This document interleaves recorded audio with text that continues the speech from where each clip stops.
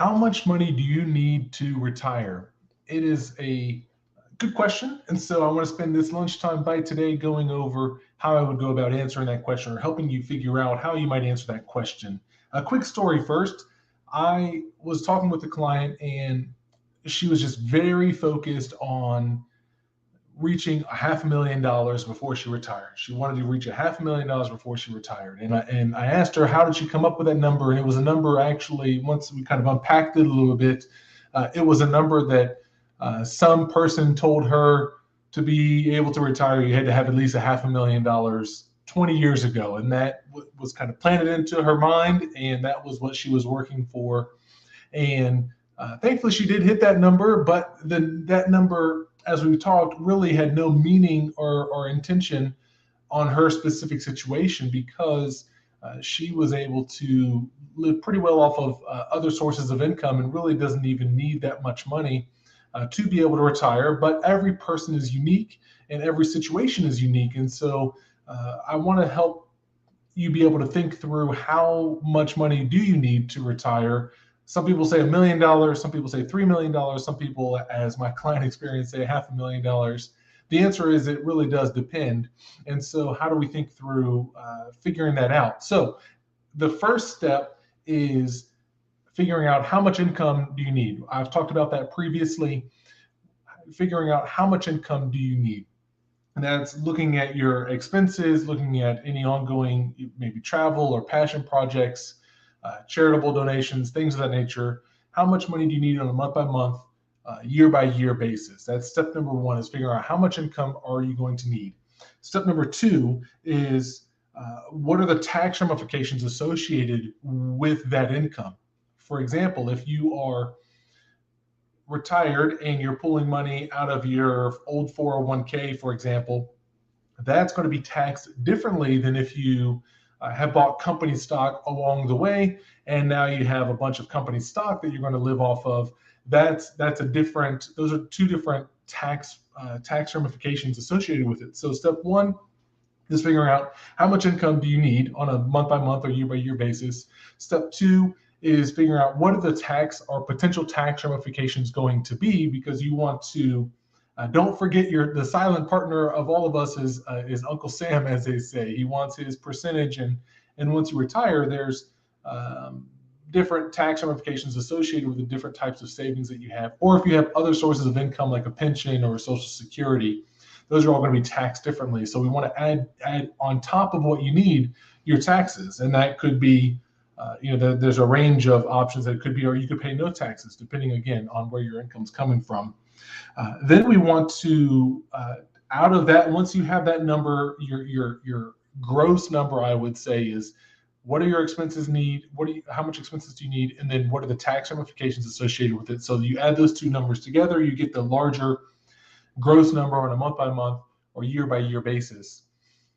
That then is subtract from that any guaranteed sources of income. I work with a lot of clients at Disney.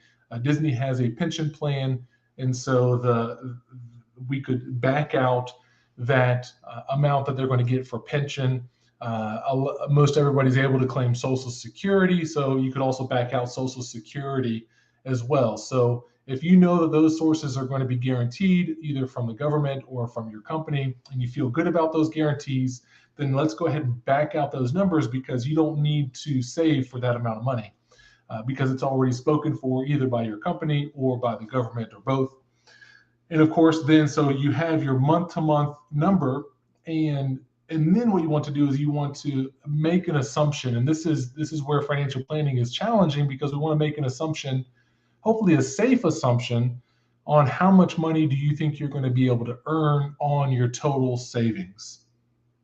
That's going to be probably the most challenging part, or one of the most challenging parts of figuring all this out, is having a comfortable enough assumption of your average return.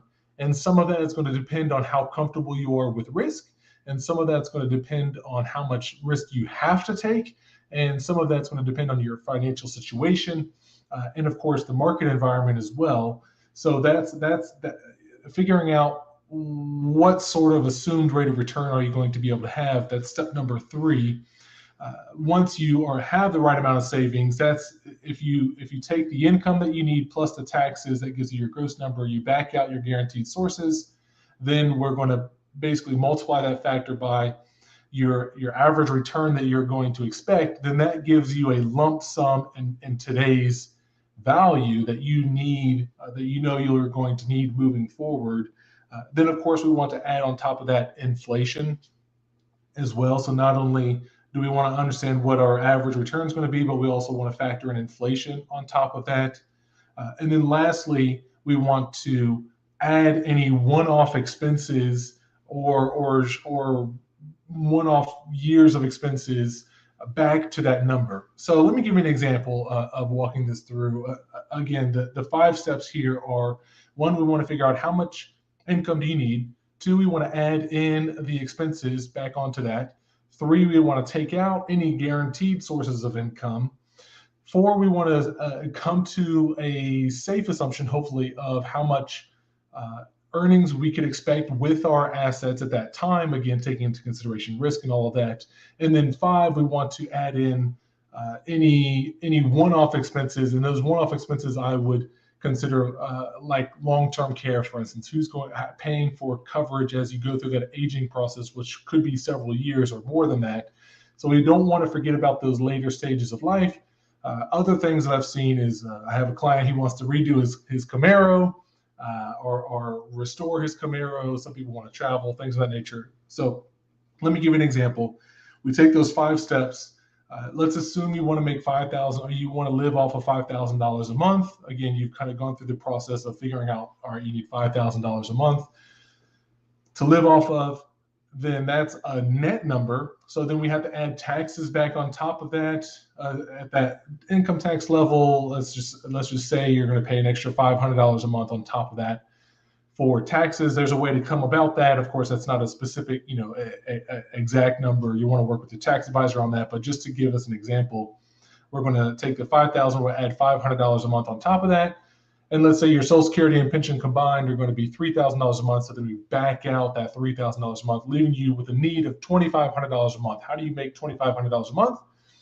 Well, if you need $2,500 a month and you have a certain rate of return, I'll just throw out as an example. This is not a guarantee by any means, but 4% average return. Let's say you add that or calculate that, then it ends up being about $750,000 of assets that you would need to be able to generate $2,500 a month consistently with leaving the money there. There's some other calculations you can do. Some people say, Kyle, I just want to bounce that last check, and I don't really care about leaving any money. If there's some left over, great. Then you can use a different number. There's different calculation to basically model running out of money by the time you're deceasing. If you know that year, good for you, but most people don't. So we generally like to leave the principal intact and just live off of the earnings. So then you have that total asset number. We want to add inflation to that as well. So we want to assume some sort of inflation number and plan for inflation. Right now, inflation obviously is very high. That's not always the case, but there's typically some inflation always. So we want to plan for inflation. Then we also want to add in some one-off expenses as well. So by the time you get done doing all of that, you end up having maybe $1.3 million or so as a need that you would need to have to be able to retire comfortably and feel good about making it all the way to age 95, for example. Now, some people are thinking, whoa, that's a really big number. Some people are thinking, whoa, that's a really small number. And there's probably everybody in between. But that just gives you an example of how to work through how much money do you actually need to be able to retire, and do it in a way that can be flexible enough, but at the same time still give you a good target to run towards. And so I hope you found that helpful. I hope that you enjoyed that little bit of knowledge there. And if you did, feel free to drop a comment, send me an email. If you have questions, give me a call, give me an email. My website is www.newellwm.com, newellwm.com. My name is Kyle Newell, and I'm a fee-only financial planner, and I own my own firm, and I'm here in the Winter Garden, Florida, Orlando, greater Orlando area. And I also serve clients across the country and would be happy to help, in particular with retirement planning and figuring out that transition into retirement. I hope you found that of value, and I hope you have a wonderful day. Take care.